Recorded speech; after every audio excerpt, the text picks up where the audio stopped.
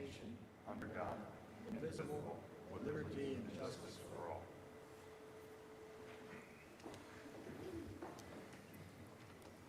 Ms. Corporal, roll call. Mr. Tosti? Here. Mr. Kizak? Here. Ms. Strauss? Here. Ms. Payne? I don't know if she can hear us. We also have in attendance Township Manager, can't forget her, Mrs. Tully Coles, Township Solicitor, Mr. Esposito, and Township Engineer, Mr. Kessler. Thank you, Ms. Corporal.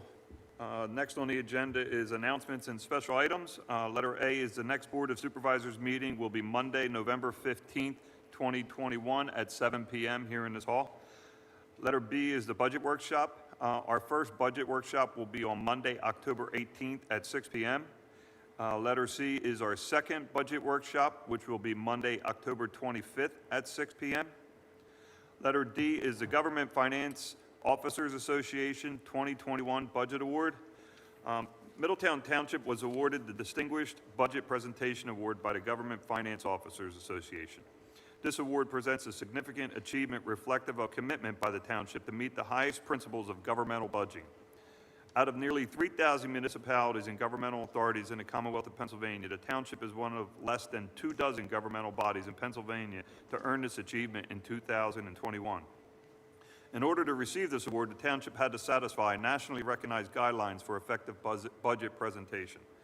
Middletown Township is receiving this award for the third consecutive year. I would like to thank our staff and my fellow board members for this, because it has been for 3 years that we've been able to be awarded this distinguished honor. So thank you to everybody who's involved in this. It's work that is well deserved, and you did a great job with it. So.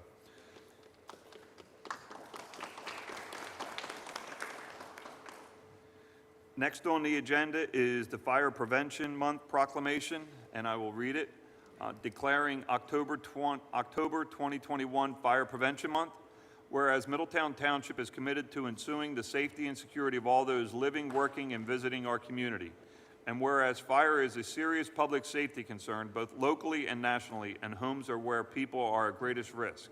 And whereas home fires kill more than 2,700 people in the United States each year, according to the National Fire Association, and the fire departments respond to more than 360,000 home fires per year. And whereas working smoke alarms cut the odds of dying in a reported home fire in half, all residents should install smoke alarms and alert devices that also meet the needs of the deaf and hard of hearing in every sleeping room and on every level of the home. And whereas homeowners should test their smoke alarms monthly, as 3 out of 5 homes fire deaths occur in homes without working smoke alarms. And whereas Middletown Township's first responders are dedicated to reducing the occurrence of home fires and home fire injuries through prevention and protection education.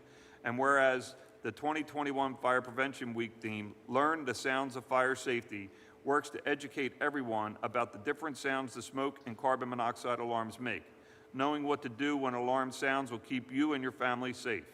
Now, therefore, be it proclaimed by the Board of Supervisors of Middletown Township, Bucks County, Pennsylvania, that October 2021 be designated as Fire Prevention Month. Middletown Board of Supervisors proclaim this day the 4th of October 2021. Next on the agenda is public comment for non-agenda items only. Please state your name and your address, please. My name's Kurt Geiselhart. I live at 2733 Village Road. I'm here today regarding the fire services study and recent stories that I've read. My comments are from the perspective of me being a resident and taxpayer in the township, in conjunction with my personal experience as a volunteer firefighter. I am not speaking as a representative of the Langhorn Middletown Fire Company. When the fire services study was released, I had a much better understanding than the general public of the problems and issues that were being raised and reported. When a story about the fire service study was published in the Bucks County Courier-Times, it left me with the impression that all of the volunteer fire companies and the Department of Fire and Emergency Management shared equally with the issues and problems. This feeling became even more confirmed when the story made the national news feeds and I read about our township problems at firehouse.com. Unfortunately, I believe that much of the public will have the impression that the services being provided by the volunteer fire companies are inefficient and incompetent. I actually know that this is not true, and the majority of the problems that exist are due to the actions of the Department of Fire and Emergency Management and the lack of accountability by the township management and Board of Supervisors. I was appalled to read that a member of the Board of Supervisors was sad to see Jim McGuire resign. This obviously had to be a statement of political correctness, since people that are knowledgeable of the situation know that the management of that department resulted in labor law violations, excessive overtime, falsified reports, unnecessary purchases, targeting of some volunteer fire companies, poor communication, and inappropriate workplace behavior that was allowed to propagate and continue. Many of these issues were brought to the township's attention but fell on deaf ears. To expand this further, a revised version of the Bucks County Courier-Times article noted that there will not be any further investigation. I find this decision incredible, and I feel that the Board of Supervisors owes the residents and taxpayers a full accounting of the true costs of the Department of Fire and Emergency Management since its inception. We were led to believe in 2018 that there would be no significant additional costs and that leasing trucks was a mere $20 per year plus insurance, fuel, and maintenance. What was presented in 2018 turned out to be very different from the true costs. Over the years, the volunteer fire companies have struggled to recruit new members, retain existing members, and make ends meet financially. The revenues have remained flat, the apparatus plan has been underfunded, and little other assistance has been provided by the township. Meanwhile, the Department of Fire and Emergency Management seemed to have a blank check and could do as they desired with virtually no oversight or accountability by the township management personnel. When the decision was made to hire the consulting group to conduct the fire services study, I believe that many did not quite know what to expect. I was apprehensive, especially when I heard that Dynamics was selected partially due to beating them down to a price that was acceptable to the township. My concern was that we would get what we paid for, but I have to say the consultants did they did an outstanding job considering the challenges that they were met with. They uncovered a lot of things that aren't in that report and shouldn't be in that report.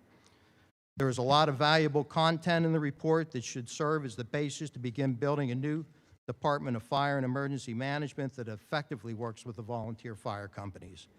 The message that is noted most in the report is how important it is to improve the communications and improve how trustworthy the township is for the volunteers. The Department of Fire and Emergency Management was conceived to assist the volunteers due to struggles with membership and at times responses to emergencies. It quickly evolved into the paid employees being a separate entity with the philosophy that the volunteers may be allowed to help them. The volunteer fire companies will only be able to find the township trustworthy by fully investigating all of the wrongdoings over the past several years, providing an accounting of what went wrong, how to prevent problems from occurring again, and being completely transparent in the future. As many people noted when talking with the consultants, this could be the last chance to get it right. Hopefully that happens. I know that my optimism has declined drastically over the past several years. I signed up to help the community, and I had the honor of serving as president of the Langhorn Middletown Fire Company from January 2013 through December 2020. Unfortunately, I found that more of my time was being devoted to dealing with Department of Fire and Emergency Management and other township nonsense rather than serving in an emergency response role. I eventually made the decision to step down as president so that the time that I have to devote to the fire service is one that directly impacts the community. On a positive note, all of the entities deal with various issues, but when there's a job to be done due to a resident or a business having a need, we put differences aside and we work together and get it done. It's a shame that the township had to spend money for the fire services study to learn that the two most substantial items are communication and trust. These two attributes should have been a given. I see that the fire services study is posted on the township website, and I encourage the public to read it. Take the recommendations seriously, and let's get it right. Thank you for your time.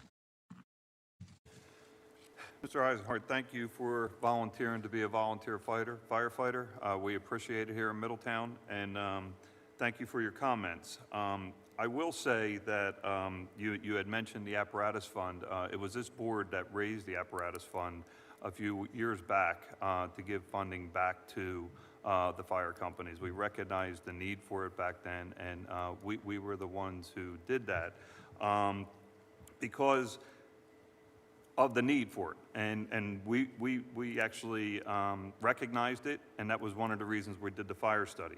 Your comment about Jim McGuire leaving and somebody being disappointed, obviously you're referring to me because I said that. That's correct. But that was a personal comment that I made because when my son had COVID, Jim McGuire stepped up and he was the one who helped me guide my son through the COVID experience.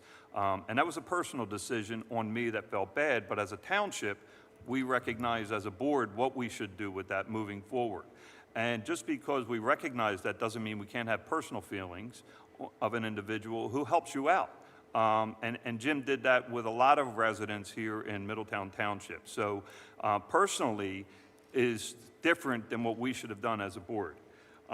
You're mentioning the fire study money that we used to have the fire study. Well, that was to improve the fire services. And I didn't see you here that Sunday night when we went over the fire study with every resident. That's because I was in Hold on, that's I let you because I speak. was in I let you Indiana. speak. Please let me finish. I did not see you here on that Sunday night when we brought in the fire companies to go over the fire study and let them have discussions with us. So when you say we wasted money on it, I don't believe we wasted money I didn't because say you wasted money. we're looking to improve our fire services. And that's what we're doing with that fire study. So I'm a little disappointed at your comments, but I respect them.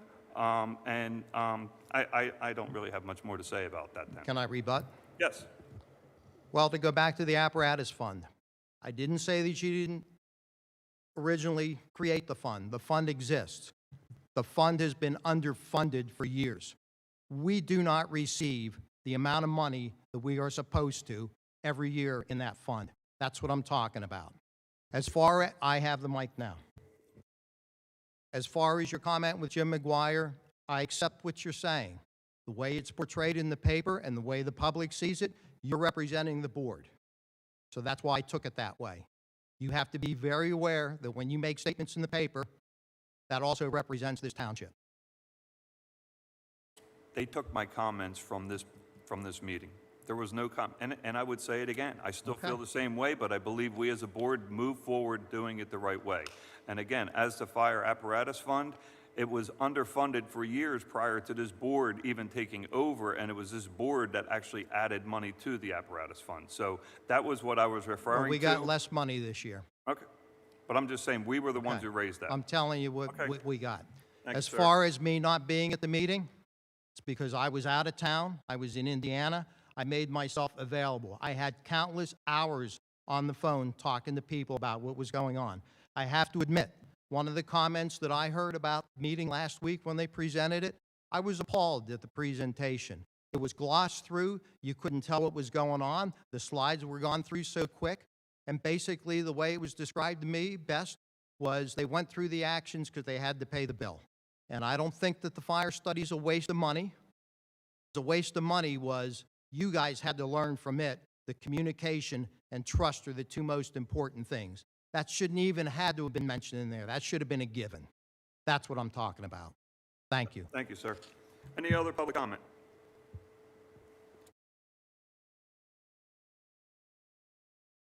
Andy Warren, Shady Brook Drive, Middletown, Langhorn.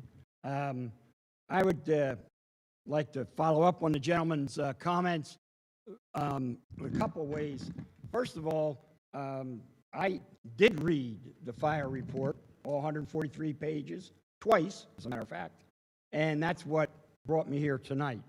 My first comment is to commend the board for spending the $40,000 to hire someone to create the report.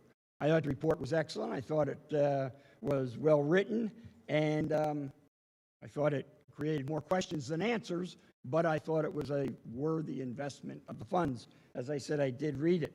I was very concerned, however, about some of the conclusions and some of the implications of the fire study, and also about the news article in Sunday's paper. And I come to the board because, as the report stated, fire protection oversight falls squarely on the shoulders or desks of the township supervisors. If they, the volunteers, were to disappear tomorrow, the township would be responsible for providing service, and it belongs entirely on the Board of Supervisors. So this is the place I would come with my questions. The paper, and I realize paper, some things are quoted, some things are reported. I was concerned by a couple of things. First and foremost, both the report and the paper, many times, stated this is the last best chance for the township to get it right.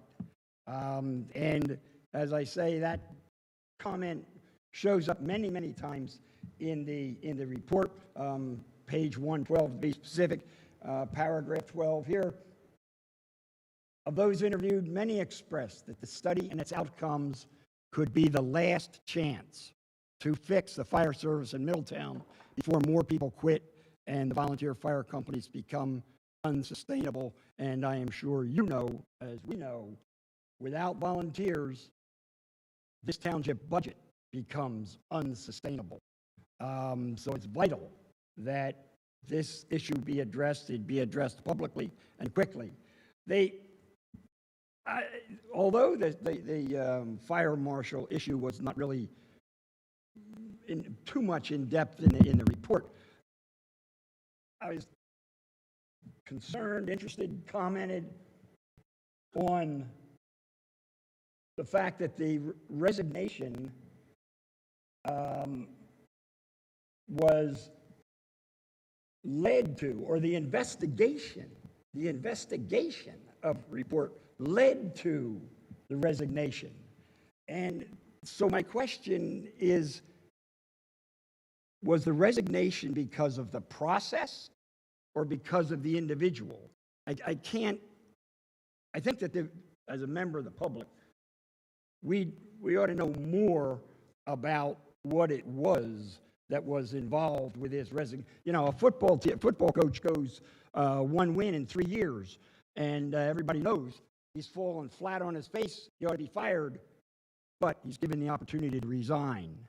We ought to know, is the resignation or the process? I was further concerned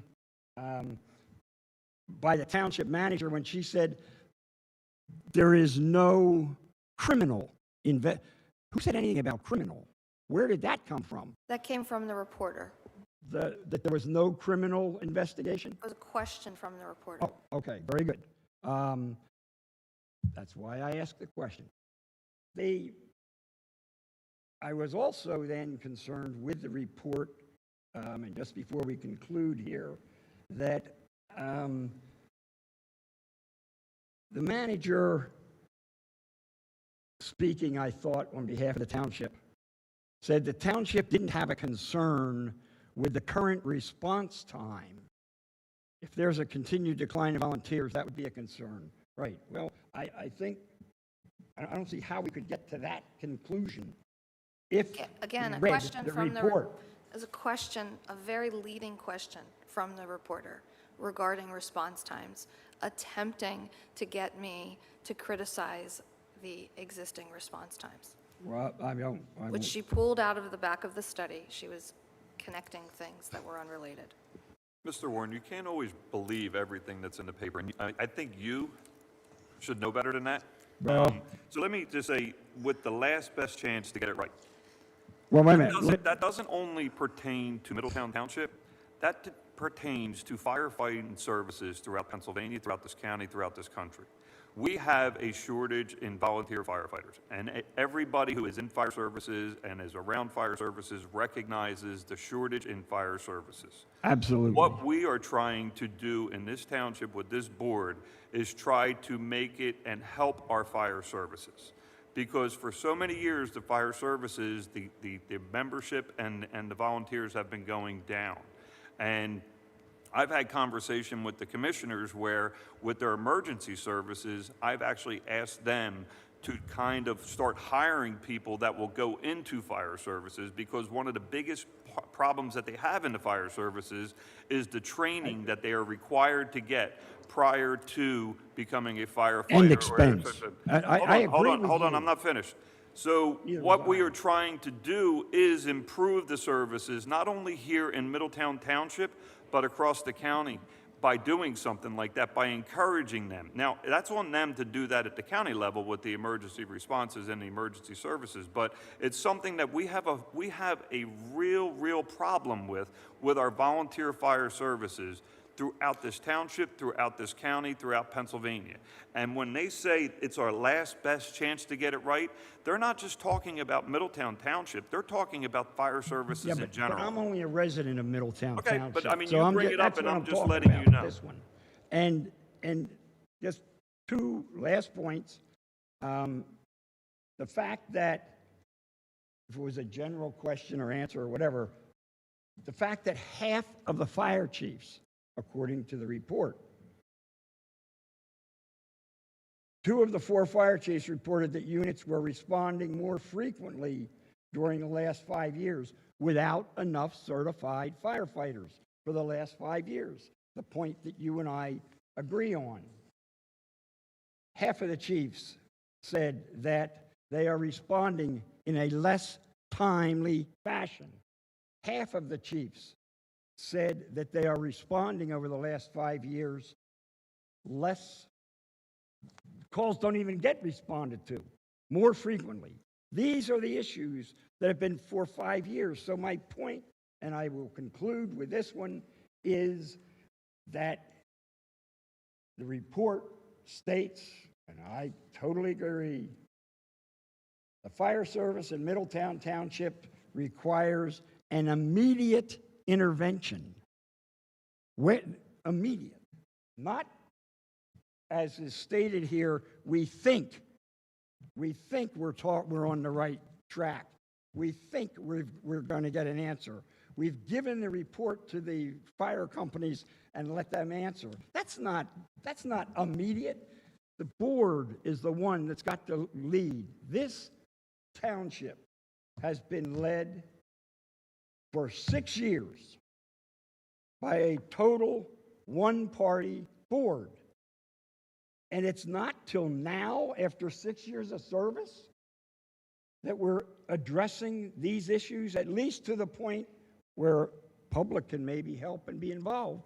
What took you so long?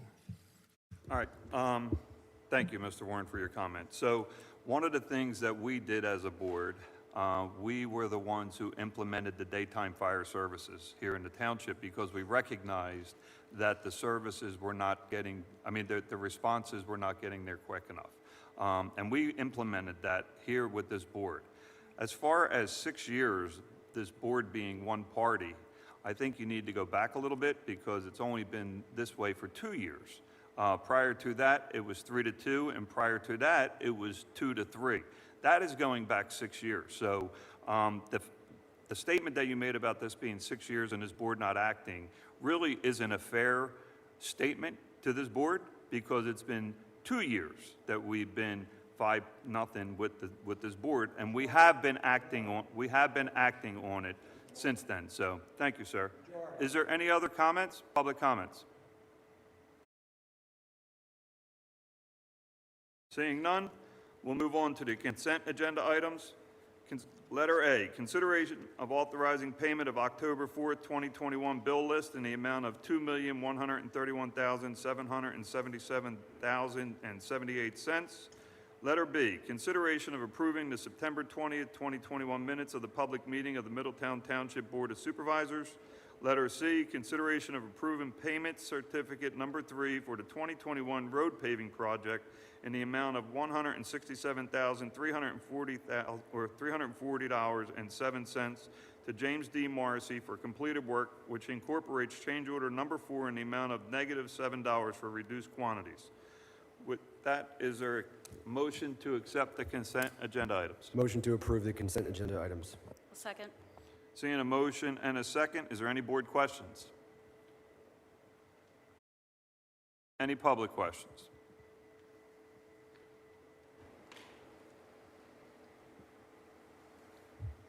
All those in favor signify by saying aye. Aye. Opposed? 5-0. Moving on. Number 5, hearing for transfer of liquor license application for Persero's Gas Station, KA Incorporated, located at 452 South Bellevue Avenue, Langhorn, PA 19047. So I believe we do have the applicant and the applicant's counsel here. So before you get started, we are going to open a public hearing for consideration of an intermunicipal transfer of a liquor license into Middletown Township. The applicant is Kayi Incorporated. Am I pronouncing that correctly? And the property involved where the license is proposed is located at 452 South Bellevue Avenue, Langhorn, Pennsylvania. The applicant, Kayi Incorporated, is the equitable owner of the property under agreement of sale with the owner, which is Persero's Gas LLC. The relief requested is a transfer of Pennsylvania liquor license number R-286 from Warrington Township to the gas station convenience store located at 452 South Bellevue Avenue. The hearing was properly advertised by public notice in the Bucks County Courier-Times, and we have received a proof of publication from the Courier-Times showing the notice was published once a week for 2 successive weeks on September 22nd, 2021 and September 27th, 2021. Mr. Rogers, if you can introduce yourself. Thank you. My name is John Rogers. I represent Kayi Inc., who's the purchaser of the Persero's gas station. Do you want to enter into the record the application? I do. I would actually have 4 exhibits that I would like to enter into the record. We'll label B1, the application of Kayi Incorporated, which was received by the township on August 26, 2021. Exhibit B2 will be the public notice, which was published in the Bucks County Courier-Times. Exhibit B3 is the proof of mailing of notices to the neighboring properties, which was sent by the applicant. And then Exhibit B4 is Middletown Township Resolution number 01-25R, which sets forth the procedures for intermunicipal liquor license transfers into Middletown. Okay. I have also the proof of notice to the neighbors. I don't know if you have the same thing. Is that what you're entering my letter with the? That's yes, but if you want to enter it as a separate exhibit for your own. No, if you enter it, that's fine. Okay. So, just to give you a bit of background, my client plans on buying the Persero's gas station, and they're going to renovate it, and they're going to would like to add beer sales to it. They do not plan to have consumption on the premises, but unfortunately, under the liquor code, you have to at least let somebody have 1 drink. They're going to limit the hours of operation. They're going to limit it mostly just to takeouts, which is, it's a permitted use in the zoning ordinance. We called the zoning officer and checked, and he said it was a permitted use, so it's permitted in that zone. And my client has experience. He's been a manager for 2 or 3 years. He's trained. He has ramp training. He has never any violations where he's worked. So I'm going to call him and ask him a few questions just about the operation, and we can go through it with you. Before we start, I'll give you a copy. We have a plan here. This is how they're going to renovate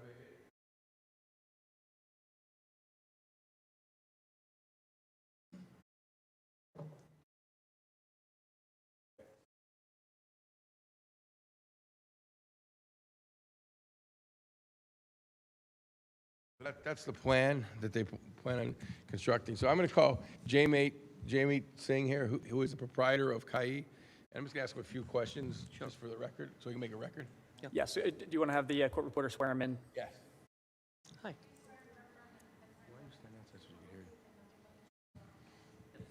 Okay. Come by the microphone. Jamie, because there's people doing it virtually, so try to get on a microphone so they can hear you. Okay. Mr. Singh, what's your address? Store address is 452. Sure. House address is in 3709 Knights Road, Ben Salem, PA. We just moved here like a month ago. Yeah. What was your prior experience prior to purchasing this place? Prior to this, I'm almost in the gas station business, I would say, for 11 years, where we have convenience stores. We do the food court and everything in there for truck stops. But apparently, like 3 years ago, we introduced the liquor restaurant license to one of the locations. And now I'm just helping them. My aunt is the family business with the liquor license and everything to manage the stores. Are you certified under Yes, conveyor ramp? yes, I'm RAM certified, yes. Do you want to explain what ramp is just for the board? I don't know. RAM certification is basically that needs to have on each premises for at least 50% of the employees need to be RAM certified in order to sell liquor. But we have a house policy where you need to have at least 60% of employees need to be RAM certified, where they get trained, go through the classes, where they can know the idea how to sell the liquor, not to sell the liquor to the minors, and, be in the compliance with everything. In addition to ramp, we also have policies and procedures for your employees. We do have policies and procedures. Yeah, in a way to check the IDs and everything. You have to make sure anybody who looks over at least by 40 years old, you have to ID everyone, scan the IDs and everything. I'm going to show you what we're going to show you as the policies and procedures. I'm going to give copies to the board here. Hold on.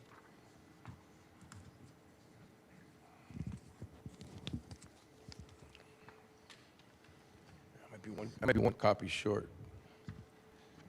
Want to go through that? So how do you handle minors? What do you do in order not to serve minors?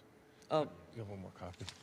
Must have been this one. For the minors, it's basically to check their IDs in a way that to make sure anybody who is looks 40 years old, you have to make sure you check their IDs, ID them. That way you can check the minors and everyone. Do you have a machine to check their IDs? Yes, we're going to use the ID scanners to do that. And do you allow people to drink on the premises? We do not, it's allowed for only one drink though.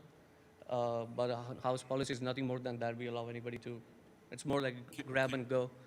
Can you just repeat that? I didn't actually I hear said, I know what you said, I didn't hear what No, I you said we allowed to drink only one drink at premises, but not more than that, sir. and now does the liquor code require you to provide, give them an opportunity to have one drink? Yes, that's the liquor code provides Okay. it, yeah. What's the maximum quantity you could sell? Is it 2 6 packs? In addition to selling beer, do you intend to sell wine? Yes, we do tend to sell wine. What about mixed drinks? No, we don't do mixed drinks there. Okay, what about shots? No, it's just regular drinks in the bottles. Hard liquor, though. What would your hours of operation be? We will be doing 5 a.m. till 11 o'clock. Right now, the store is doing 6 a.m. till 9. But once we introduce food and everything, we do want to expand the hours for the location. What hours do you sell beer? Start selling beer in the morning? Till 7 o'clock.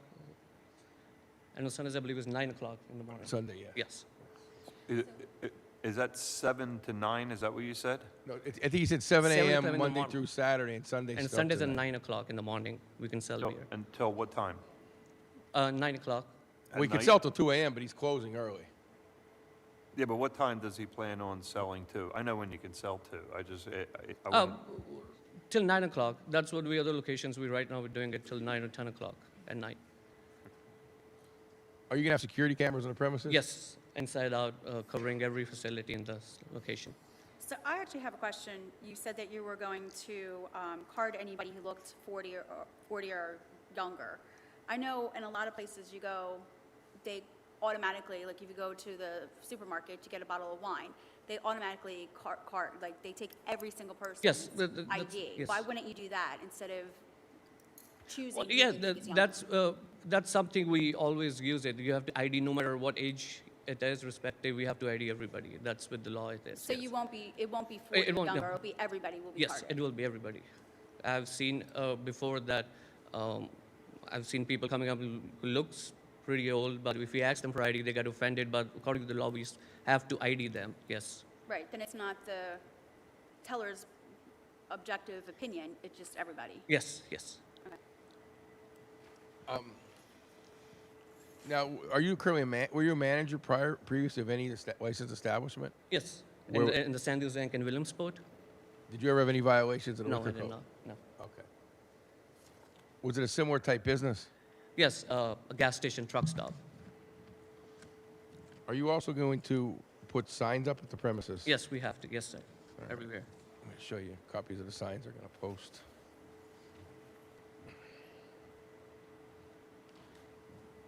What are you going to do to ensure that you don't serve people that are visibly intoxicated? For the VIPs, like whatever the visibly intoxicated persons, we have a house policy. We're going to tell them they cannot have a liquor on the premises. What are you going to do to make sure people don't drink on the outside after they walk outside with the alcohol? How are you going to stop that? Just keep an eye on it, but yes, usually it's convey the message you cannot drink on the premise because there's nothing way you can sit out there and can drink it though. But anything off the premises, it's hard to tell. Will the camera show the outside parking lot? Yes, camera's going to cover everything inside out. Okay.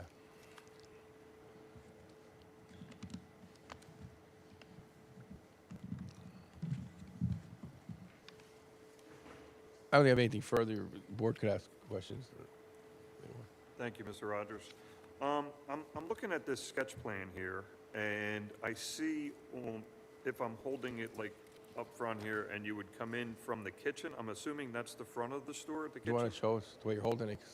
At the top of the thing here has kitchen, Kitchen. so would you be coming in this way?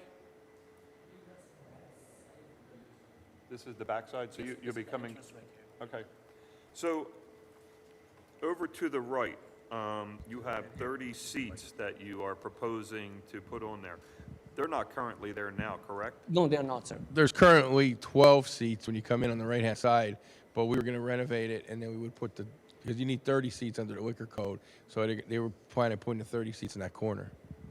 And I see with the kitchen, do you currently serve food there at No, that? we do not, sir. Once we take over the location, we have to hook it up to the sewer, and that way we can, that's the first step it is, in order to do all the remodeling and changes. Okay. And then the other question I had another question and a comment. The question is, there's a church right on the corner there, probably maybe not less than 100 yards from where the store is. Are you aware of the church being there? Yes, when we had to do the neighborhood proximity under your ordinance, we obtained the Google Maps and we saw the church. We notified the church. Under the Pennsylvania Liquor Code, if the church is within 300 feet, it's called a restrictive institution. As a restrictive institution, they have a standing as of right to protest the transfer of the license. Now, if they do protest, there'll be a hearing in front of an examiner, and the Liquor Control Board would make a decision based upon what they would protest. But yes, we understand that. And then I guess my comment would be, where that gas station is located, off the access road right there, I mean, PennDOT is planning phase 2 of their road construction right there, which would eliminate the access road. You wouldn't have the ability to go down the access road there. They're going to be taking out that curbing there. How would you expect people to get to the gas station or to the store with that? Are you aware of the changes that PennDOT's making to that highway there? I wasn't aware of that. I wasn't aware of that, sir. Okay. That's all the questions. So I had. where would they would have to enter from the side street there that goes behind it? You would have to, I mean, they're planning on eliminating the access road, and actually, part of what my dream is to make that access road a bike access, like a bike access, so where you can ride bikes, and then there would be no vehicles allowed on there, according to the PennDOT plan. They would be turning over the access road to the townships to do as they need with that, and the ramp, like you would not be able to get off the highway like you do on the access ramps and go off each road because they're only going to have three accesses off the highway when they do that. And one is by the high school, one is by 413, and I can't remember where the third one is.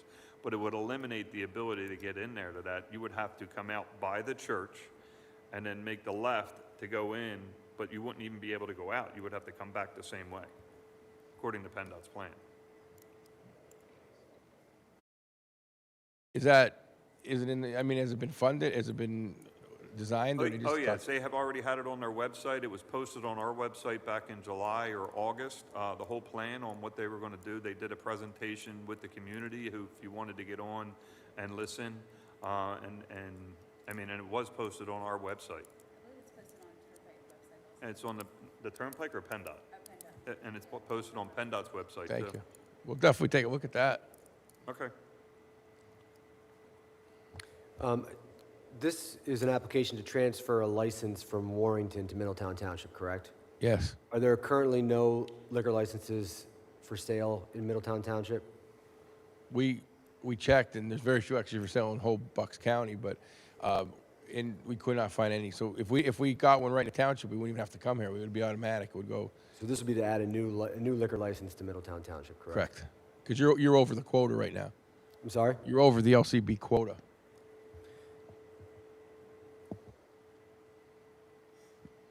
Is there any other board?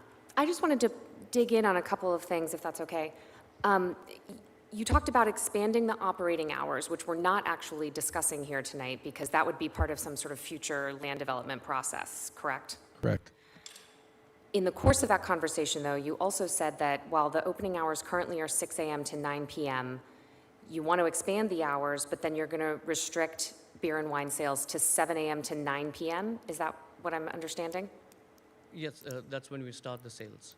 And that right now is a voluntary statement that you're making. Is that anywhere in any of the documents that you've provided us that that is going to be the forever hours for beer and wine sales?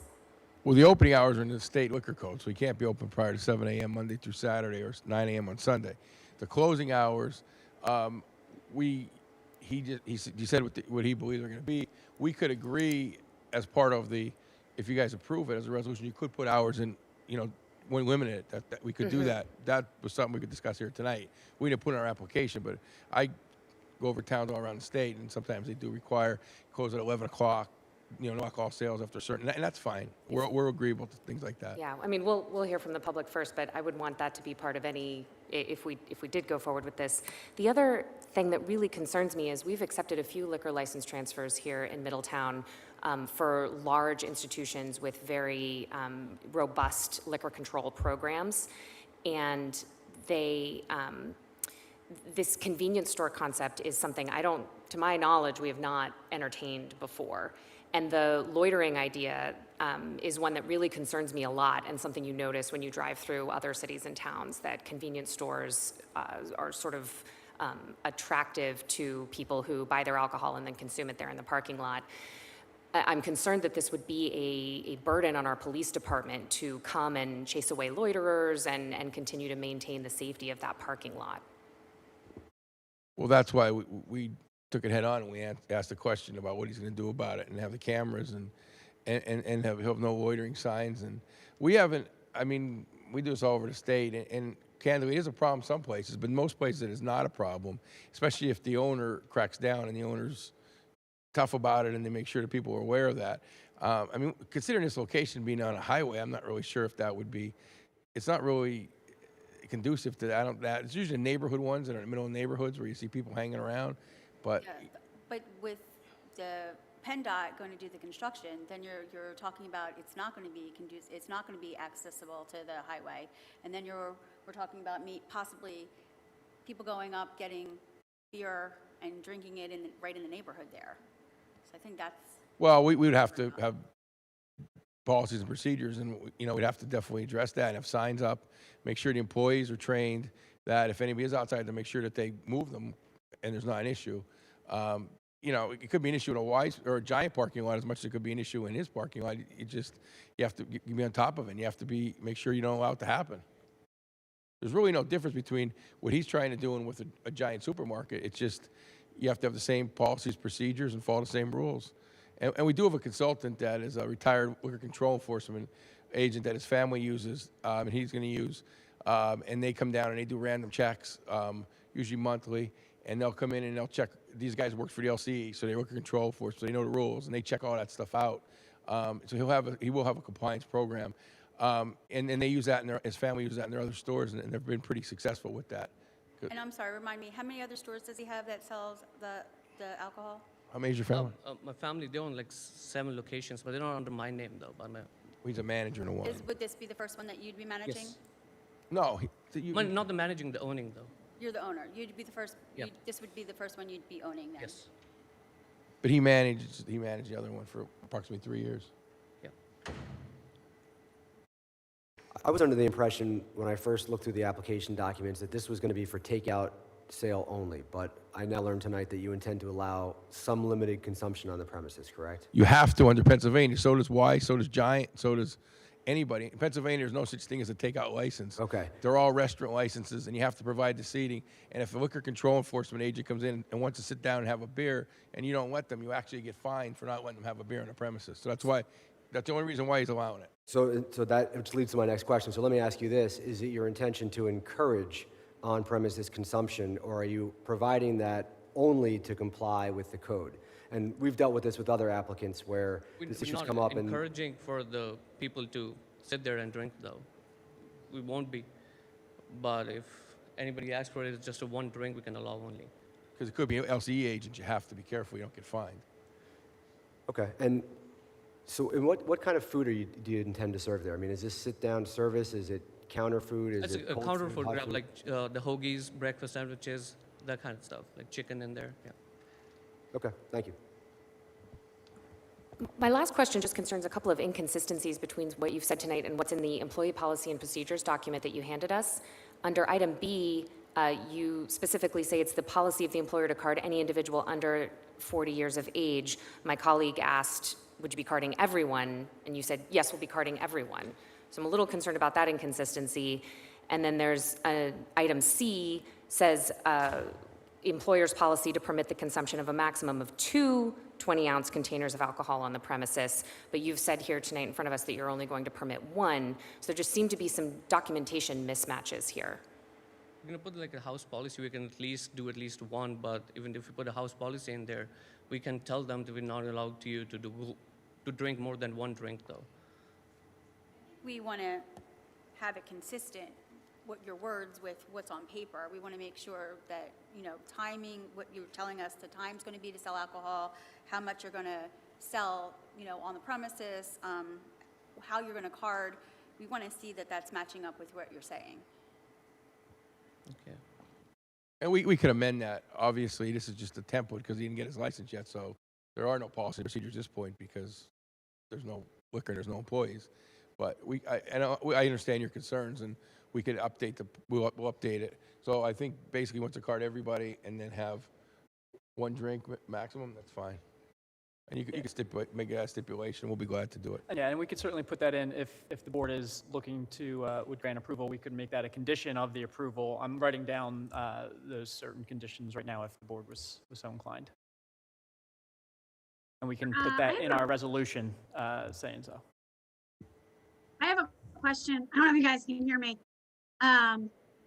But you said you had other locations that your family owned. Where are the other locations that have this type of convenience store, liquor sale, and gas station model?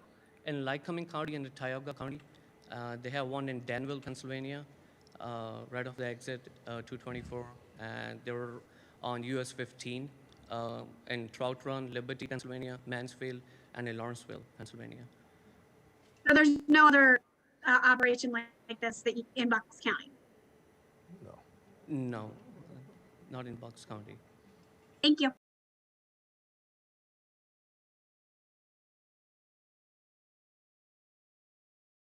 If the board doesn't have any more, questions? Do you have any more evidence that you would like to include? No, we'd be glad to answer any questions, though, that Do you want to enter into the record those documents as exhibits? Yes. Okay. I don't have a copy of them, so if you want to read them off for the court reporter to say what those exhibits specifically are, and I can label them and Okay. to the court reporter. So, our exhibit number, applicant, I guess we'll call it applicant's exhibit. Exhibit number 1 will be the plans.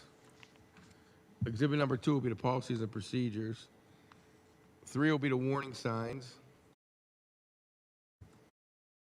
And that's it.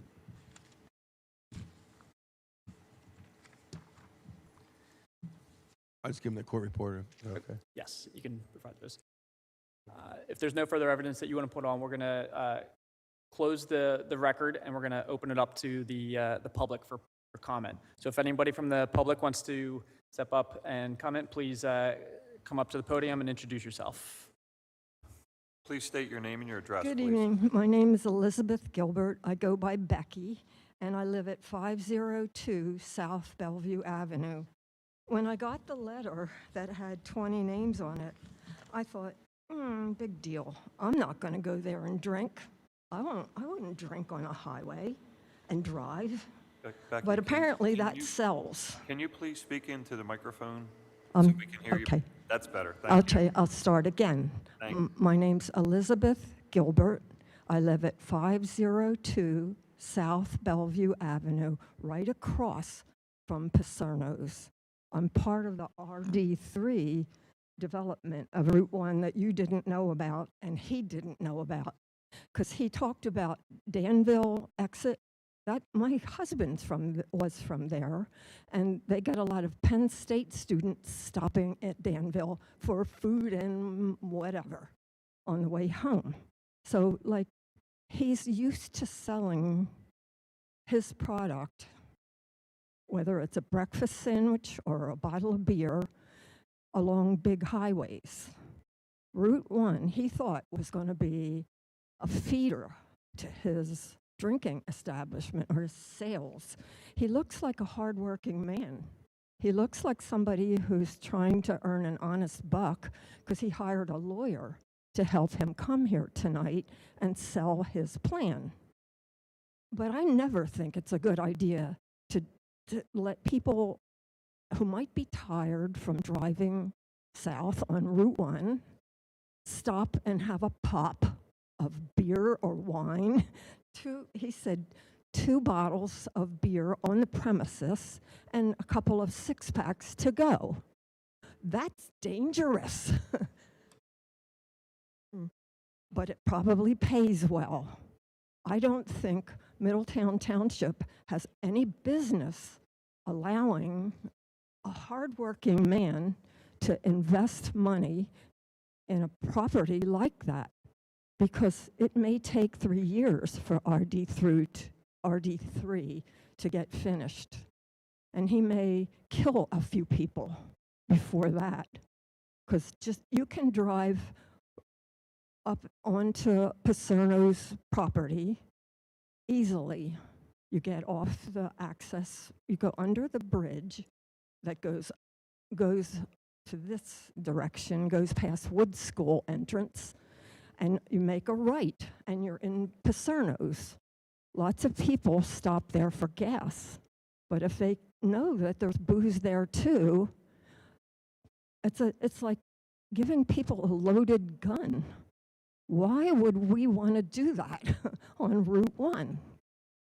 I don't think I want to hear that. So I have nothing against you. Like I said, you look like a hardworking man. You're clean cut. You came here tonight with a lawyer and a bushel of paper. I came here tonight with the letter I got that had 20 households on it. 20 households were going to decide for anybody driving south on Route 1 whether they can stop and get loaded on the way. Any time of the day after 7 a.m., they can have beer or wine on the premises with their breakfast sandwich and drive south with 2 6-packs under the seat. I don't think that's a very good idea, and I hope all of you vote against it. I'm sorry you've already invested a bunch to hire somebody to make all those questions and answers up. But I think it's time for a little common sense. That's why I'm here tonight. I laughed when my neighbor said, "Are you going to go?" I said, "Nah, I'm not going to drink there." But I came to find out what is going on. And I'm telling you, I've heard that saying, that it's easier to object to something in the works than to try to correct it afterwards. people say, oh, it's easier to apologize after than to convince a board of supervisors beforehand. That's all. Thank you, Ms. Gilbert. Is there any other public comment? Seeing none, if, so inclined, the board can entertain a motion. I'll make a motion to deny the intermunicipal liquor license transfer application of K Incorporated to permit transfer of Pennsylvania liquor license number R-286 from Warrington Township to K Incorporated in Middletown Township, located at 452 South Bellevue Avenue, Langhorn, PA. I'll second. Seeing a motion and a second to deny, is there any board questions? Any public questions? Could I ask a question? Is that permitted for him to ask? Well, he is technically part of the public, yeah. Yep. What is your basis for your motion?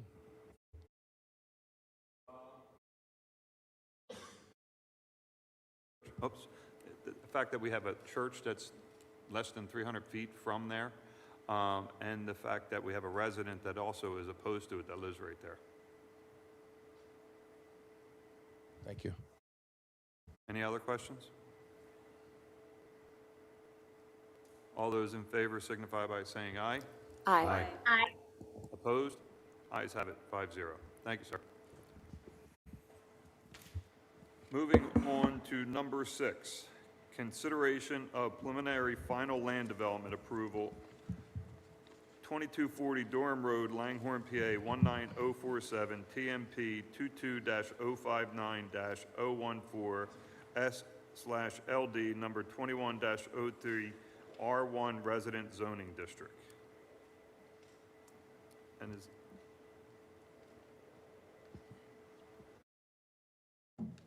if you can state your name.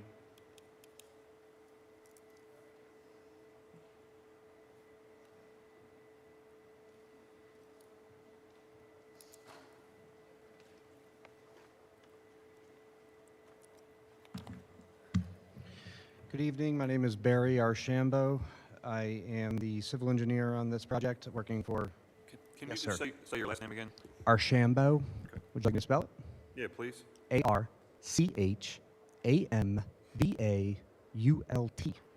Thank you. I work for Kelly and Close Engineers and Surveyors. We are the civil engineer for the applicant, Richard Bamico III.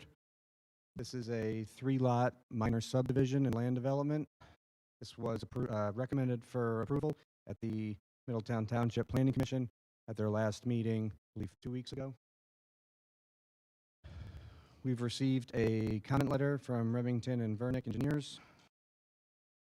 Throughout the course of the review process, we have gone back and forth with the review engineer and have come up now with a letter where everything is now either addressed or a will comply prior to plan recordation.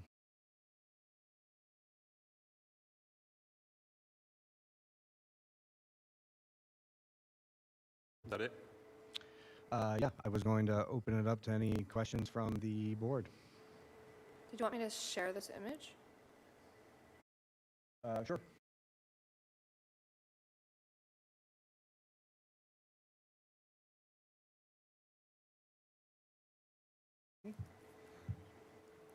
Sure. So, go ahead. Did you want to speak? Well, I'm John Mcgrath. I'm a builder, and these are my kids and my future son-in-law.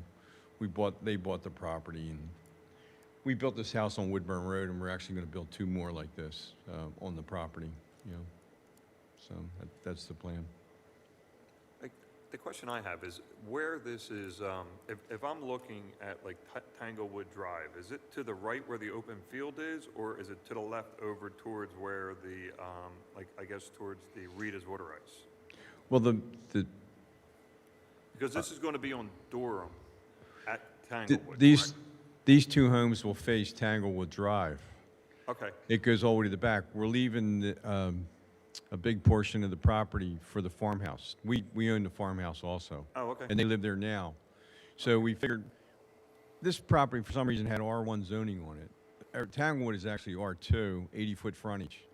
I guess if I would have lifted the house up and moved it 40 feet and made 80-foot lots, we might have got 2 more lots. But, you know, we're going to have the kids have a big enough lawn to play ball. So we just actually, our 2 lots that are facing Tanglewood Drive have a frontage of 140, and the other one has a 100-foot frontage, which is pretty nice. All the lots in Tanglewood, I think, are 80-foot frontage. Right. So the farmhouse, we're going to probably additionally, we're going to add a 2-car garage to it eventually. And the farmhouse, I think, has 263 feet of frontage, or I'm not sure, but it's pretty big. And so it's going to be 3 lots, you know, they're pretty good sized lots, you know. But Does anybody else have any questions?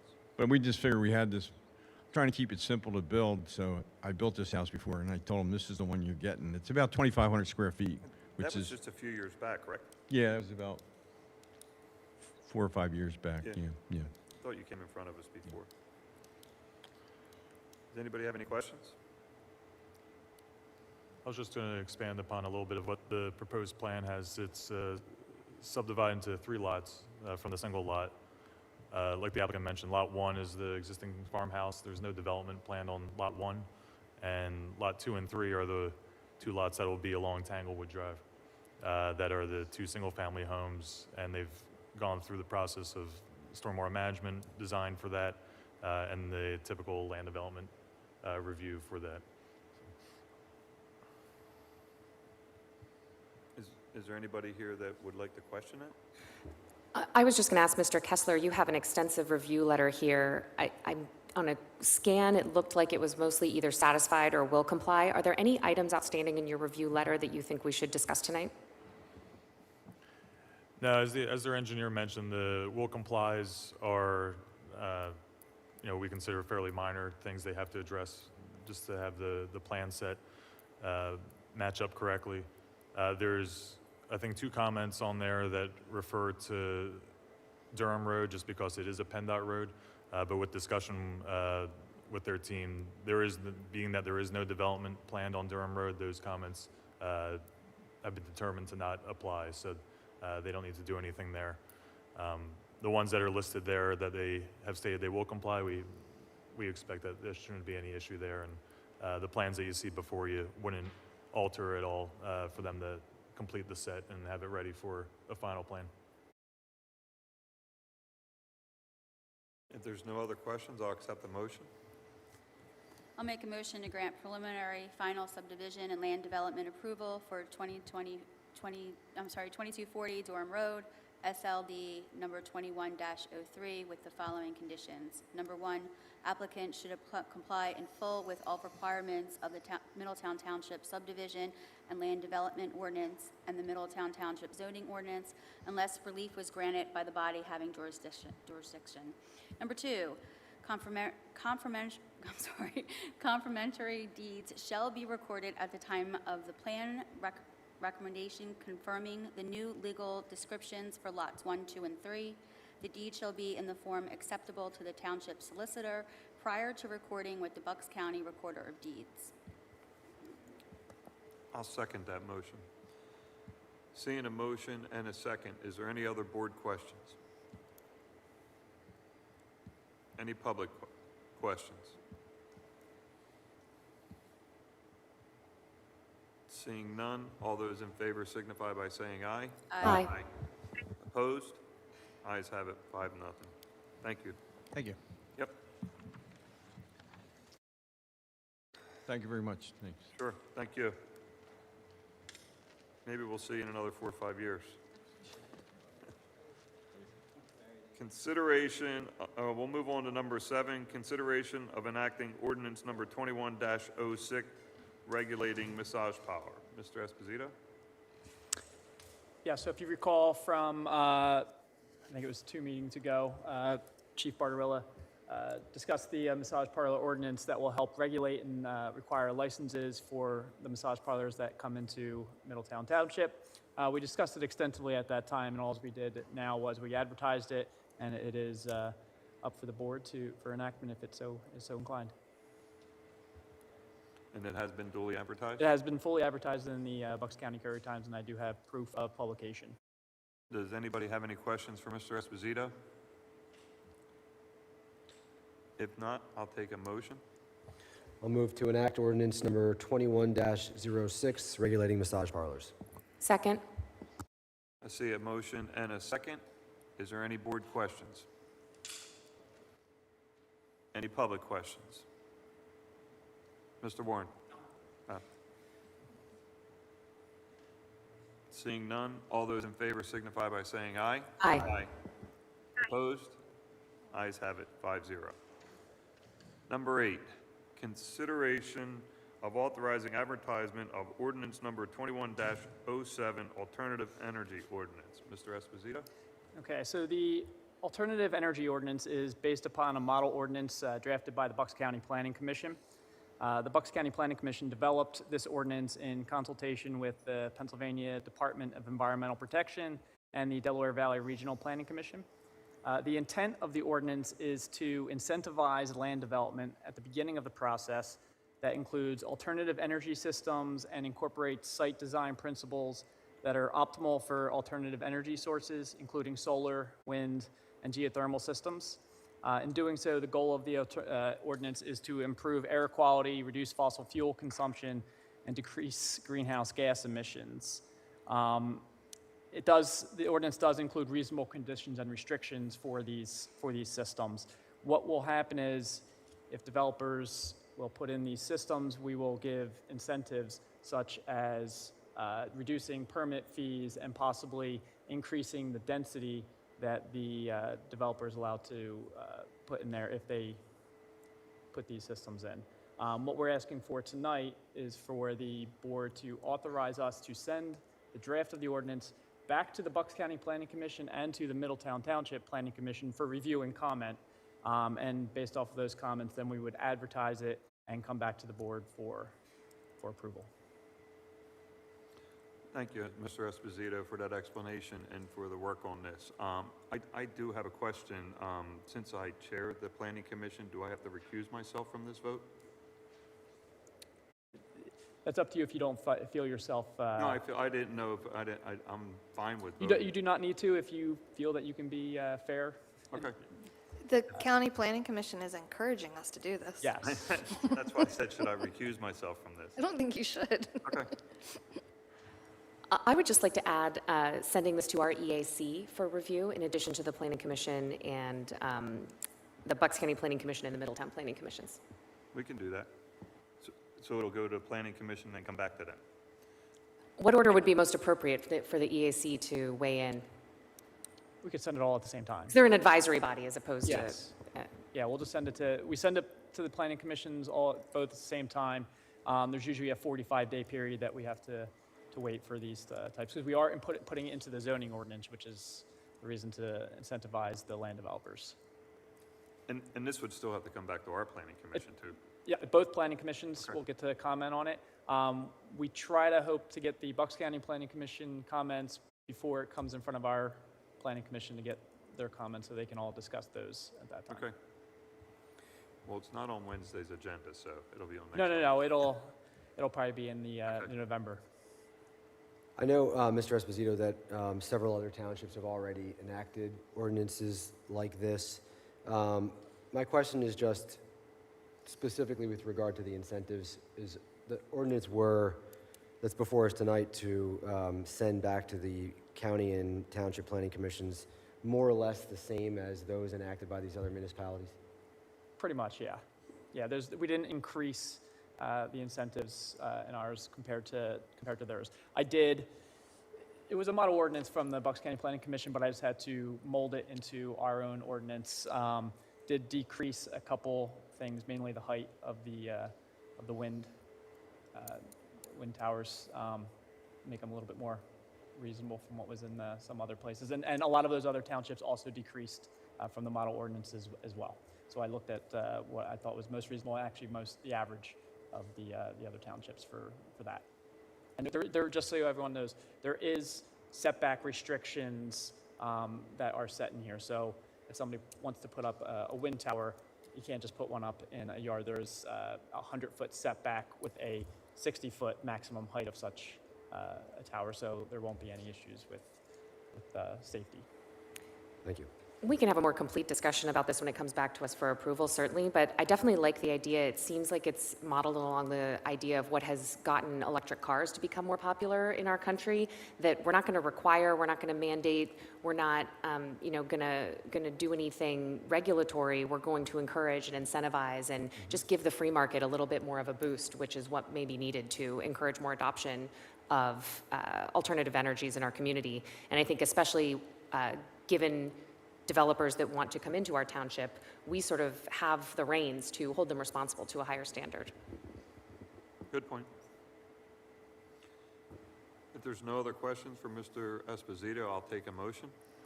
I'll move to send the proposed alternative energy ordinance to the Middletown and Bucks County Planning Commissions for review, as well as authorize advertisement of the proposed ordinance in order to hold a public hearing on such proposed ordinance after review by the planning commissions. I'll second. Seeing a motion and a second, is there any other board questions? I'll just add my comma and the EAC. Any public questions? Seeing none, all those in favor signify by saying aye. Aye. Opposed? Ayes have it, 5-0. Thank you, Mr. Esposito. Moving on to number 9, consideration of collective bargaining agreement with the Middletown Crossing Guards Association, 2022 to 2025. Ms. Tealy-Coles. So the current collective bargaining agreement with our Crossing Guards Association is set to expire at the end of this year. We've been negotiating with the Crossing Guards Association, and this proposed agreement is something that we have worked out with them, and their association has voted to endorse this, and so it's before the board. It's a 4-year agreement with the Crossing Guards. There's a 3.5% wage increase in each year.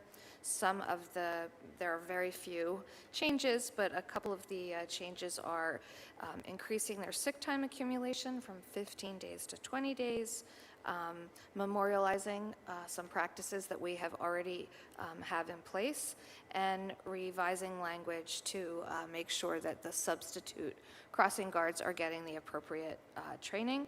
I'll just remind the board that the cost of the crossing guards is something that is shared with Neshaminy School District.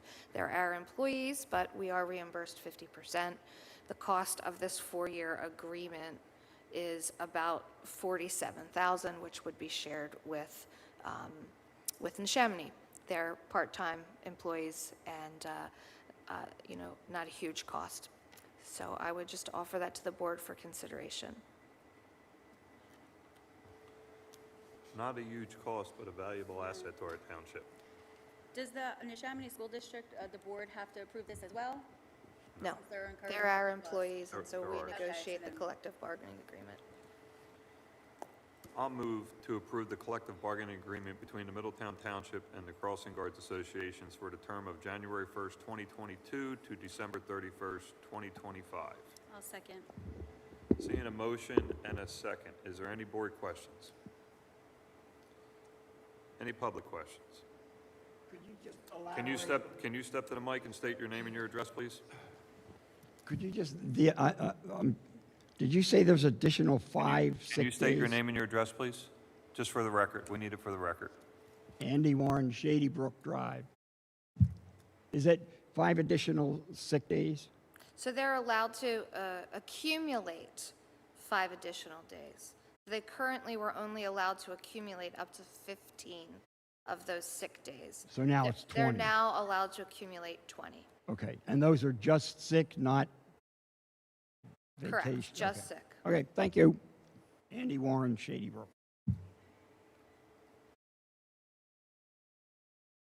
Any other public comment? All those in favor signify by saying aye. Aye. Opposed? Ayes have it, 5-0. Thank you. Thank you, Ms. Tealy-Coles. Next on the agenda is discussion of the 2020-2021 capital plan. And do we have an order that they're going to come up in? Pardon? Do we have an order that they're Yep. coming up in? Yep, everyone knows we're going to get it started here. Okay, so I'm just going to get started, and this is our capital plan 2022.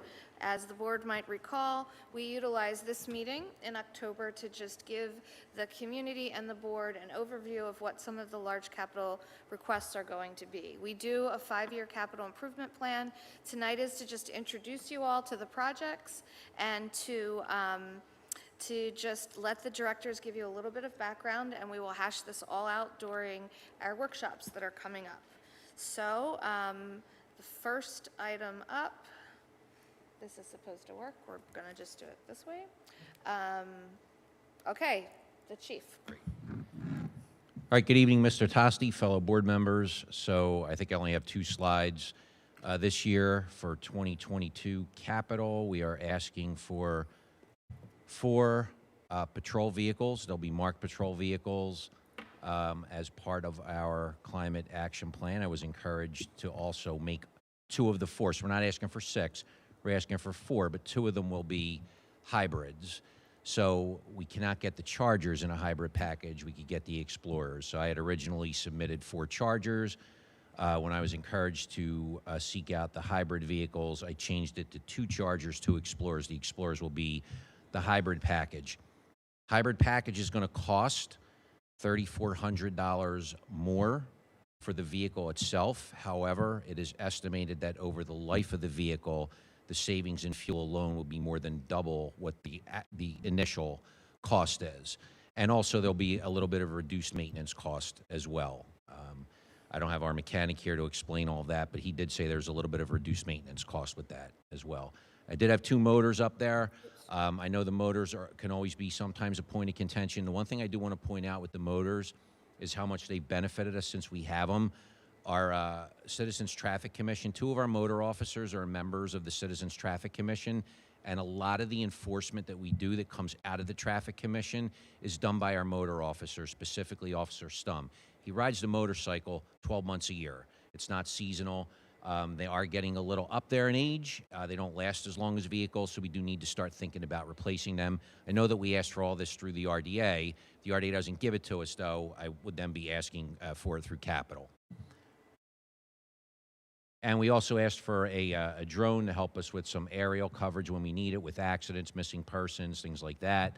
That's a very small cost of $7,500. We also applied to the RDA for that. And then finally, oh, I'm sorry, I thought we had a storage shed. The storage shed that we keep putting off year after year after year after year. I know lumber's going up, so I'm hoping that in 2022 we finally get it. And that's all I have for the PD. So is there any questions? I just have one. The ATV, is that to replace one or an add additional? Do we have ATVs up there? Oh, okay, right. It was one. Yes, it's one additional ATV because one of the things that we do want to do with our ATVs, sometimes in some of the areas where we get a lot of complaints, there's 10 or 15 about 1.5 miles off of the road that makes it really inaccessible for us to get back there unless we're on ATVs. I don't normally like for the officers to go back there with just 1 or 2 and confront 10 people that are back there having a drinking party. So that's why we want the extra ATV to be able to send 3 officers in when we have those types of complaints. Again, with the ATVs, it's about $8,000, and we normally get 10 to 15 years out of them. I think given the amount of complaints and the increase in complaints that we get, I think that's another worthy investment for us. If the RDA doesn't fund it, it would be another capital request of ours. I'm sorry about that. I didn't see that when it was up there. Chief, I just have a question. Sure. On average, how long do you expect the vehicles to last? The police vehicles? The police vehicles? The marked I would probably go more with mileage than years. Probably about 100,000, maybe a little more. The problem with the vehicles is, especially if they're pool cars, they're running 24/7, Dawn. So they tend to take a lot more abuse than just a normal everyday vehicle would. One benefit that we have here, our mechanic is fantastic. He maintains cars better than anyone I've ever seen.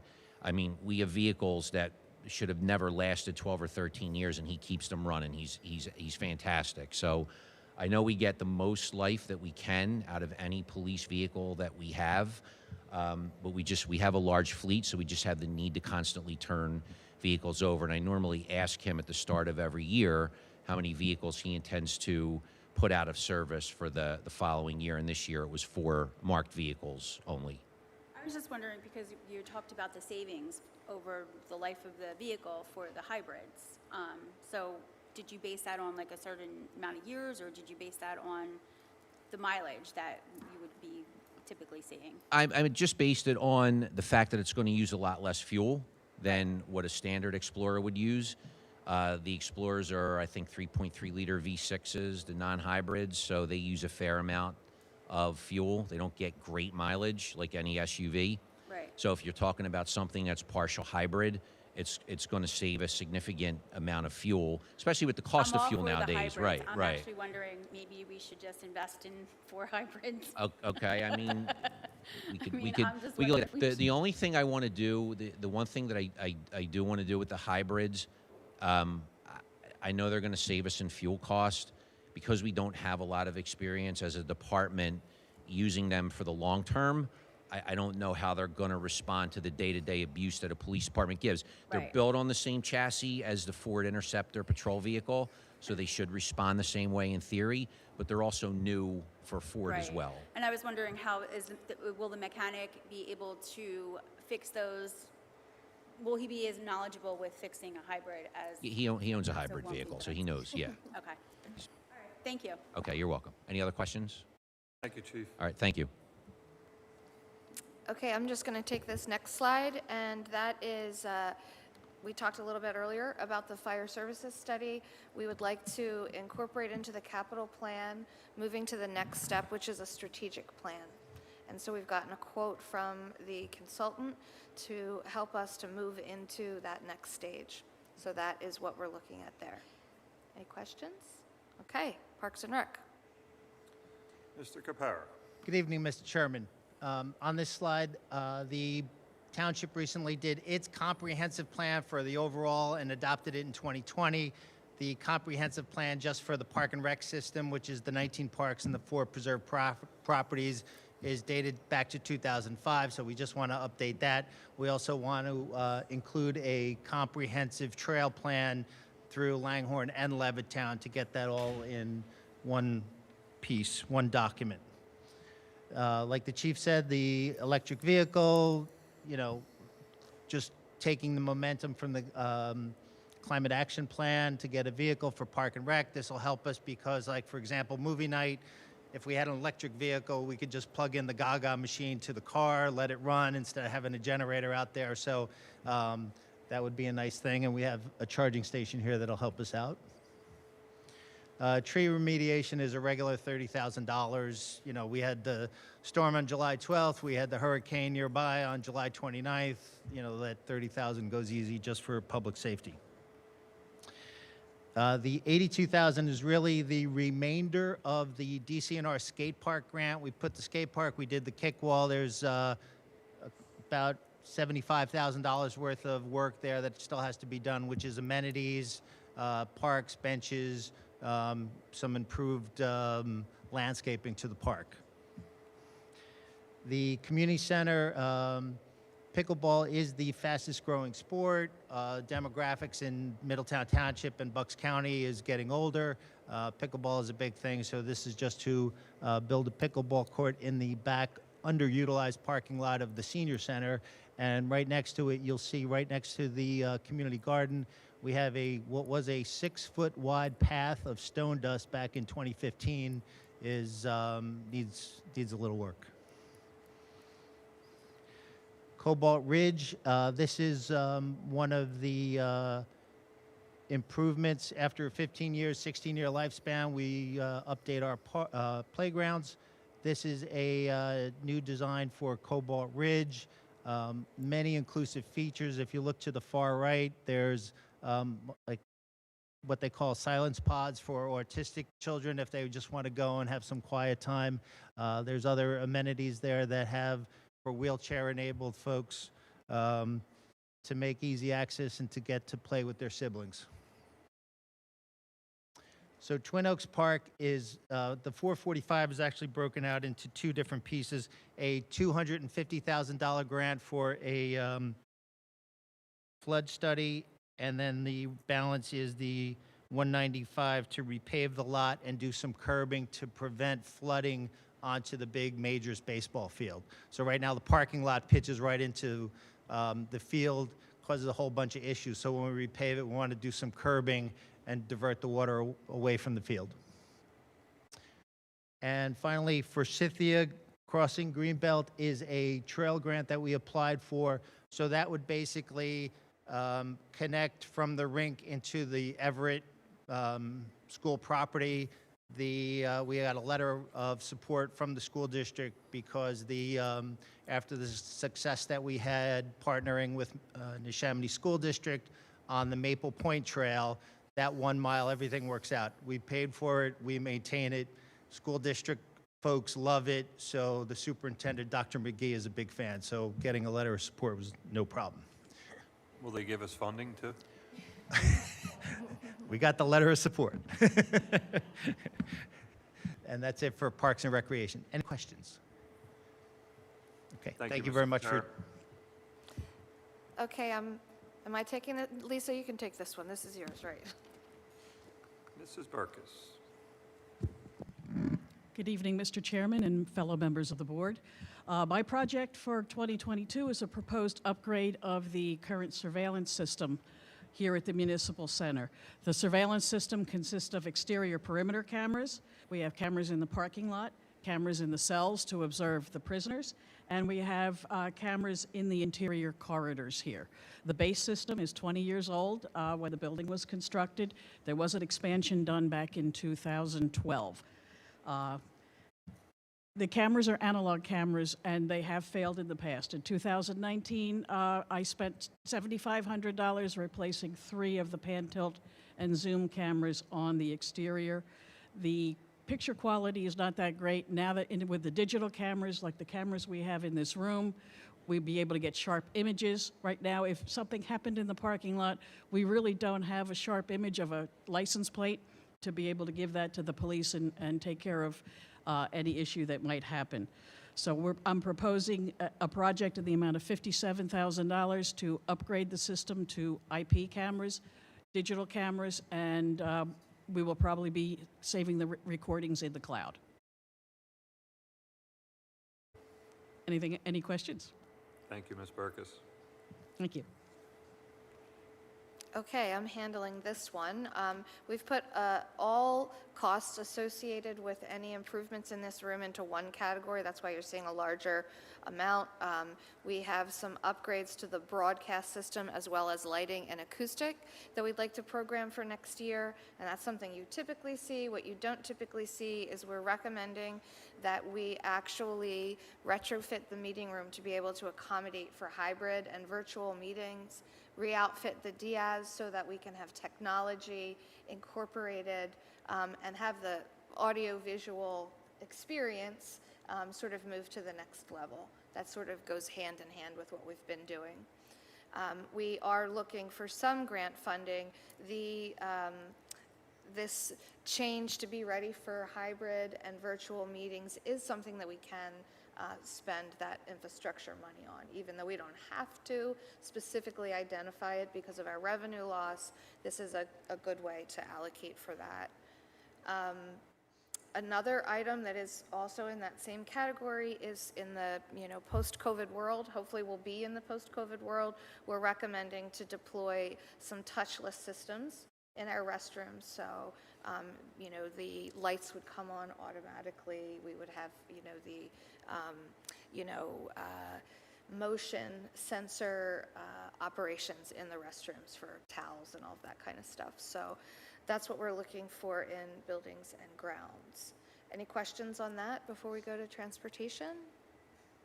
The only thing with the bathrooms, would that be just in the building or at the facilities outside at the different parks and things? Well, we only put in for the buildings here, but it would make sense to consider that and also our other facilities and Parks and Rec. Transportation, we have, as we do each year, allocated money for the ADA curb ramp program. We are required to show that we are moving forward attempting to replace those handicapped access curbs. We also have $40,000 to replace emergency preemption traffic controllers. We're in the process of replacing older and outdated preemption devices. So that's something that we're doing each year. School zone improvements, we have been looking at what some other municipalities have been doing in school zones to try to come up with some innovative ways to incorporate the speed device so that you can attach the speed with the school zone indicator. And also these newer school zone lights allow you to make changes remotely. Now you literally have to drive out there and make a change. And as you know, with school closings, with snow delays, all of those things, folks often complain that they have a school zone up when there's no school. We also have money that we are putting in for the next 5 years to replace these signal mast arms. And basically we have throughout the township aging mast arms and foundations. And so we did go through the whole inspection process. If you'll recall, Armour & Sons did that whole review for us. So we've done a lot of that maintenance work, but we're putting one of these replacements in each year for the next 5 years. The Swift Road Woodburn intersection improvements we're programming in. As you know, we've been working on permitting and design, and we are incorporating the full cost of that intersection and those roadway improvements in next year's budget. We're also recommending that we put in a placeholder for traffic calming.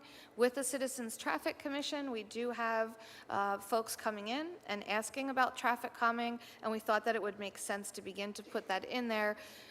Traffic calming basically works that someone brings up an issue, they go through the process, and if they meet all of the steps, it then comes to the board to authorize. So this way you'll at least have the opportunity to say yes if one comes forward with that.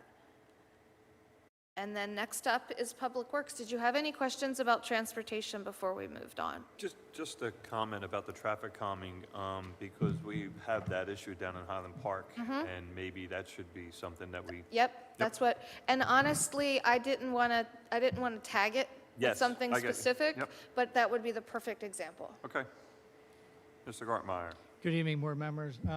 So the first slide is our road program. We generally spend $1 million a year on that. We're in the 10th year of a 14-year program with that comprehensive plan.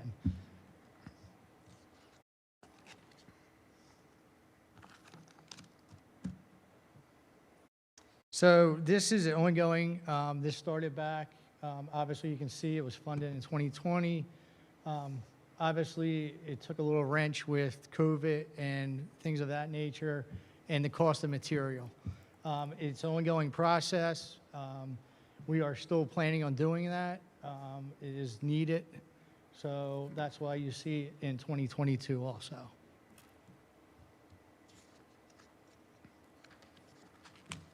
The Levittown footbridge, we're actually finishing up one. We did our first one from Snowball into Forsythia. We are getting ready to pave that in the next couple weeks, and that bridge should be done for the most part. So talking with Pat Ennis and looking at other bridges, there's one identical to that one. It is down in Cobalt and Forsythia, or Cobalt and Quincy, and it would be the same process as we just did with the other one.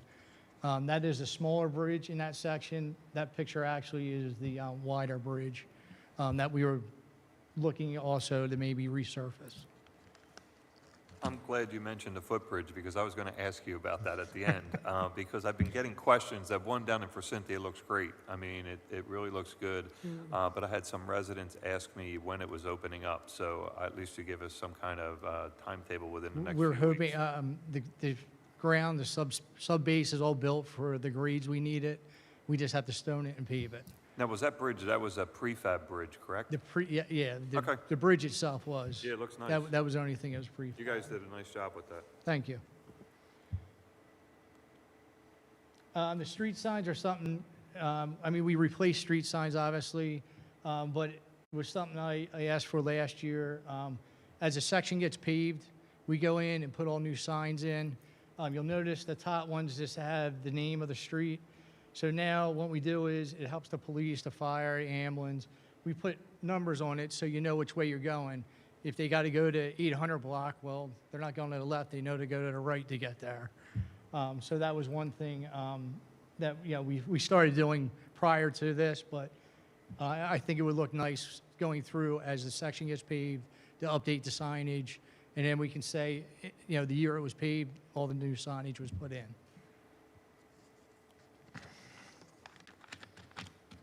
The sign machine, obviously, we use the sign machine for everything in creation in the township. Even during COVID, we were making signs and doing things. The sign machine is approximately 12 years old. Some of the pieces and parts, we had to replace a computer brain in it. So it's getting near its time to be replaced. And obviously, there's more modern stuff out there that we'll be able to do more things with. One of the things that we did start doing was some of the numbers on the police cars and some of the lettering we also did in the past year. Intersection improvement. This is for the ones that we don't want to really tackle, like the major intersections. Like, my guys are good, but I don't want to be playing out on a bypass, trying to line the bypass. So that's why this money's in here. I mean, but that's in there every year also. We try to pick out intersections that we really don't feel comfortable handling, and we try to contract that out. So we get on to the vehicles. So the large dump truck is something that needs to be replaced, obviously. The one up there replaces a 17-year-old truck that we have. The small dump truck replaces a 17-year-old dump truck also. And the pickup truck is a 20-year-old pickup truck that will not be inspected anymore and cannot be driven. So that met its life. The tractor is a double wing tractor. It's the tractor we use to cut the Greenbelts with. That tractor is 16 years old. 16. The first piece is something new that I'm looking at. More and more, we've been tasked with doing a lot of jobs, a lot of pipe jobs, the bridge. So with the first piece of machinery, the excavator would be something that we would use, obviously, to do a lot of our work. Also, with the rental of them and stuff like that, you can't get them all the time, and you're at the mercy. And then when you do rent it, then it rains for 3 days, and you're paying for a machine that's sitting there. The skid steer was due to be replaced this year. The skid steer is 13 years old. And then the double wing mower is, we got a mower last year that I asked for, which you guys granted. It was a double wing mower, and it's worked out great this year. So talking with everybody at my place, that they feel confident that another one would be beneficial to getting more grass cut, which would lessen the zero turn. The landscape rake is something we use on the ball fields. The one we have now is actually 17 years old, and it's just wearing out. We're starting to replace parts too often, so it's time to replace that. And then the other one is just the stump grinder. It was in last year. However, with supply, demand, and everything with that, we're unable to get it this year. So that's why you see it in there again. Hopefully next year we'll be able to purchase that. The grind laser is for line painting. So the thermoplastic, when you put it down, it's thermal. So when you only can go over that so many times. And then you have to grind it all the way off to the pavement and then redo it again. So that's why we're asking for that piece of equipment. Also, the paint machine is actually 16 years old. So we have the thermoplastic machine, which does a lot of the stuff, but we still have to paint stuff also. And that's why that's in there. Like I said, it's 16 years old, the one we have right now. And then the power tool replacement is things that we, obviously use, wears out. And I'm not talking like just, everyday stuff, like bigger ticket items, that's all. And then I believe the last one is for the shop. So with the new tires and things, our 550 trucks even, they can't put the rims and the wheels on there with the machine we have now, and they can't balance them. So the mechanics department asked for a new tire changing machine and a wheel balancer. Both of those old ones that we have at our shop now are 14 years old. And that's all I got. Do you have any questions? Just a quick question. The excavator that I seen up there was a track excavator. Is that what you're looking for, or you're looking for one with tires? No, it would be rubber tracked, Okay. not steel tracked, rubber tracked. Because then you would have needed a lowboy with that too. That's why I was asking. Yeah, we have the right equipment to haul the one that we would get. Okay. All right. Any other questions? Thank you. Thank you, Mr. Gartmeyer. Mr. Ennis. Yes, thank you, Mr. Chairman. So just to go over some of the stormwater and storm drainage projects we've been working on, and we plan to continue with Public Works and with our township engineer. We have Langhorn Gables. We're finishing up the first phase. We plan on doing the second phase with next year's budget. Then we have a few others, Richardson, Hillside, Reeds, and there's a small drainage problem on Rugby, which we're looking to address in this next coming year. And then we have our emergency repair and drainage that we're keeping in there for Public Works when we have issues that come up with all the storms we've been having. We've been doing a little more of this kind of work on our own, trying just to address some of these issues throughout the township. And then the final item for building and zoning would be to replace 2 of our older vehicles with 2 new vehicles. We hired a new inspector this year for our apartment inspections, and replacing 2 that we have that are old and looking to get retired. And that's it for our budget. Any questions for Mr. Ennis? Thank you, sir. All right, thank you, everybody, for that presentation. Not done. Oh, Sorry, real quick. sorry about that. I thought We're we were having done. we're having some technical difficulties, but I didn't see any other department heads, that's why. I'm sorry, I'll blow through these real quick. IT, I'm handling for Chad. We have the Mdt Replacements. We talked about this before, that Microsoft will not support Windows 10 in a few years, and so we are in the process of updating those outdated MDTs. We also have money that we put in typically for our network maintenance, servers, firewalls, etc. We have a desktop computer replacement program. This year we're programming 13 computers. We are having difficulty with the supply chain right now, as everyone is, so we're hoping to be able to continue that next year. And probably the biggest issue is the conversion to Office 365. Basically, there is an industry change towards subscription services, and we find ourselves sort of backed into a corner at this point that we need to recommend to move in this direction. There are a lot of benefits to it, to going from this whole purchasing of licensing to having the subscription. Having Office 365 will allow us to standardize document sharing in a more secure way. Right now, folks are all using whatever type of subscriptions they have personally. So we'll all be sharing that way.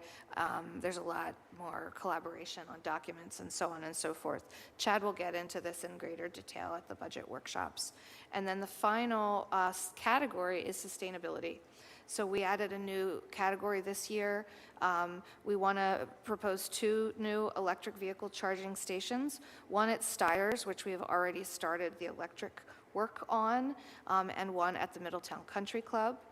We are going to apply for grant funding for those items. We want to bring to the board a number of solar projects this year. We're working with a solar consultant to begin to look at our individual buildings to identify where it makes sense. We do need to replace the roof on this building. That's why you see such a big number there, because we have had problems with this roof for years, so we'd like to incorporate them together.